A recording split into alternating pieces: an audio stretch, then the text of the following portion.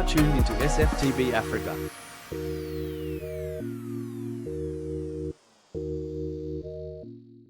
History is often described as our past, something we remember, something we learn in school, something we commemorate on public holidays.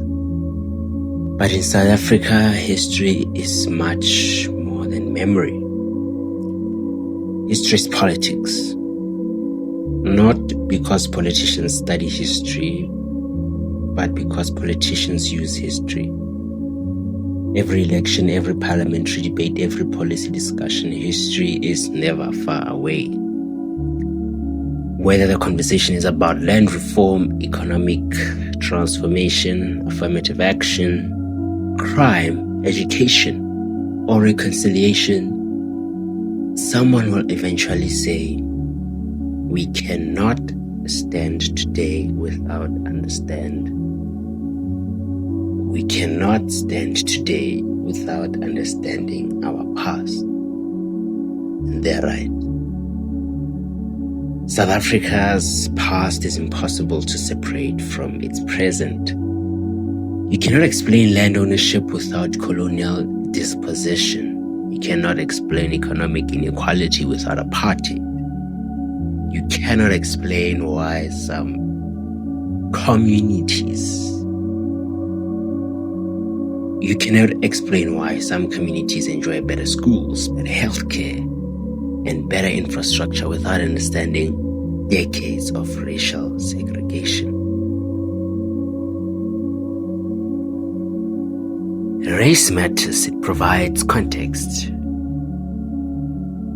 It explains why South Africa looks the way it does. But there's another side to this conversation. History can become a political tool. Not because the history itself is false, but because history is often selective. Political parties rarely tell the whole story. They tell parts of history that strengthen their argument.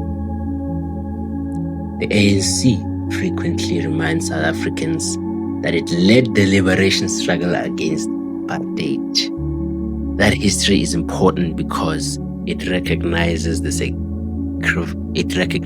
sacrifices made by countless South Africans who fought for democracy.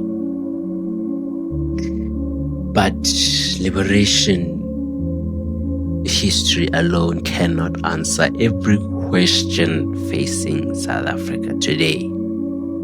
Being elected because of yesterday does not remove the responsibility of governing today. The EFF often begin with colonial land disposition when arguing for radical economic transformation and land redistribution. They argue that political freedom without economic justice leaves apartheid's inequalities largely intact. That argument forces South Africans to confront uncomfortable truths about ownership, wealth, and opportunity. At the same time, the critics argue that a historical injustice should inform policy, but it should not justify policies that ignore economic evidence or constitutional principles. The DA, on the other hand, frequently centers its argument on constitutionalism, accountable government, and institutional performance. It argues that South Africans should increasingly judge governments by service delivery, economic growth, and good governance rather than historical credentials. Supporters see this as focusing on the future. Critics argue that it sometimes underestimates the continuing effects of historical injustice.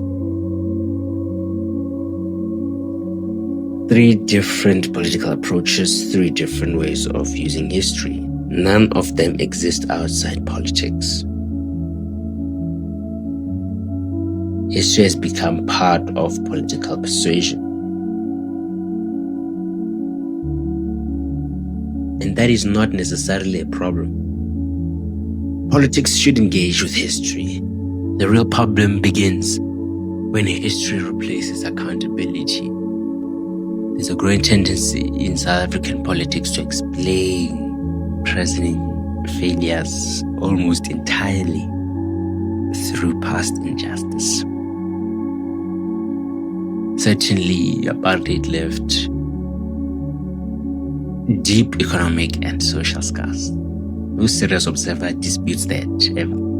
But history should explain our starting point. It cannot explain every destination. So when municipalities fail to deliver basic services, history deserves consideration. But poor governance must also be questioned. When unemployment remains persistently high, history forms part of the explanation, yes. But economic policy, investment, education, leadership also deserve scrutiny. History provides context. It should never become an excuse. Likewise, history should never become a web used to silence debate. Too often, South Africans are told that questioning a policy is equivalent to denying history. Those are not the same things. A citizen can acknowledge apartheid's devastating legacy while still questioning whether a particular policy is effective. A citizen can support transformation while asking whether implementation has achieved its intended goals.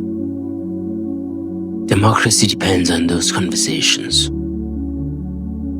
History should strengthen debate, do not end it.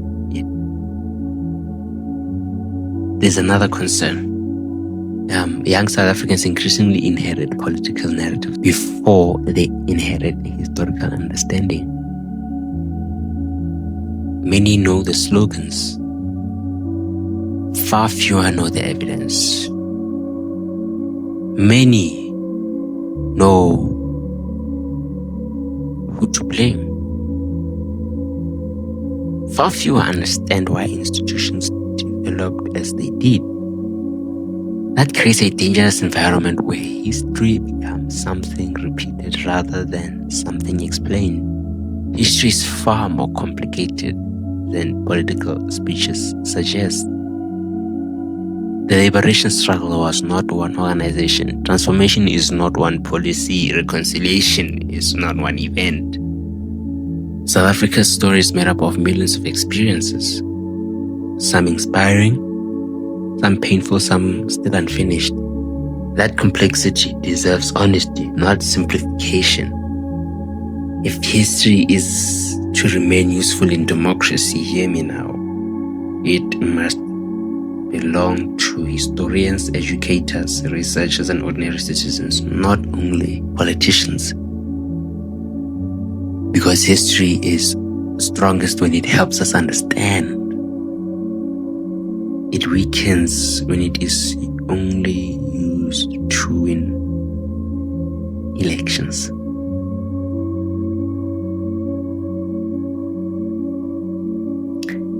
Perhaps that is the real challenge facing South Africa. Not whether history belongs in politics. It always will. The challenge is ensuring that history informs public policy without becoming a substitute for good governance. A government should never be judged only by the history it inherited. It must also be judged by the future it is creating. Likewise, citizens should never accept a political argument simply because it appeals to history. Every historical claim deserves evidence. Every policy deserves scrutiny, and every government deserves accountability. History should help us build a better South Africa, not trap us in an endless political battle about yesterday. Because the purpose of remembering the past is not to live in it, it is to learn from it.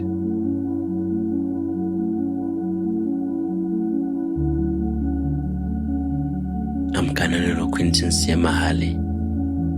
and this has been another episode exploring the social and political issues shaping South Africa here at SFTB Africa.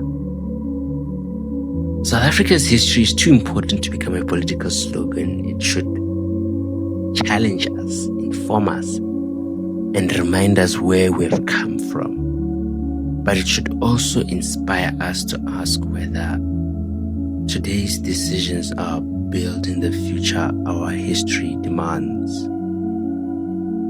Until next time, stay informed, think critically, and keep the conversation going.